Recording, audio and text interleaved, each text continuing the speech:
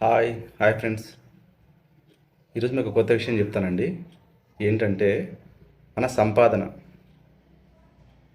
మనకు real సంపాదనకి duplicate సంపాదనకి meaning అర్థం కావట్లేదు. ఇప్పుడు ఏమనుకుంటున్నామంటే మన చుట్టూ ఉండే ఈ మనకు ఏమంటారు, మనం సంపాదించే మన ప్రాపర్టీస్, మన మంత్లీ శాలరీ, మన బ్యాంక్ బ్యాలెన్స్, మన కార్లు, మన విషయం లగ్జరీ, ఇవన్నీ కూడా మన సంపాదన అనుకుంటాం. కానే కాదు. ఇవి మన రియల్ సంపాదన కాదు. రియల్ సంపాదన అంటే ఏంటంటే నువ్వు చనిపోయినా కూడా నీతో పాటు వచ్చేది రియల్ సంపాదన. కనీసం నీ చావు వరకు నీతో పాటు వచ్చేది నీ రియల్ సంపాదన. తర్వాత లైఫ్ ఉందో లేదో తెలియదు మనకి. ఎవరు అది చూసి మనం చెప్తుంటే వింటాం కొన్ని, కానీ రియల్గా ఎవరు వాళ్ళకి అనుభవిస్తేనే తెలుస్తుంది. నువ్వు ఎక్కడికి వెళ్ళినా, నువ్వు ఒంటరికి వెళ్ళినా, నువ్వు ఏ ప్లేస్కి వెళ్ళినా, నువ్వు ఎక్కడున్నా, ఈవెన్ నువ్వు ఇండియాలో ఉన్నా, యూఎస్లో ఉన్నా, ఏ ప్లేస్కి వెళ్ళినా అక్కడికి నీతో పాటు నీలోనే ఉండి వచ్చేది రియల్ సంపాదన అని నేను అంటాను.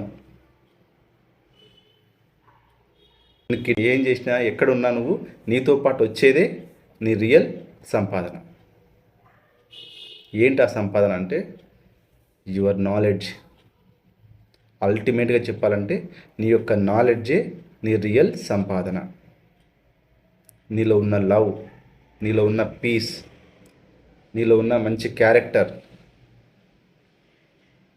ఇతరులకు హెల్ప్ చేయాలని ఉన్న ఏదో ఏమంటే మన భావనలు, ఇవన్నీ కూడా నీ రియల్ సంపాదనలు.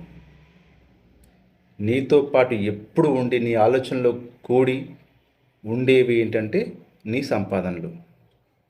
ఇప్పుడు మనం సంపాదిస్తాం, మన ప్రాపర్టీ సంపాదిస్తాం, ఒక భూమి కొన్నాం.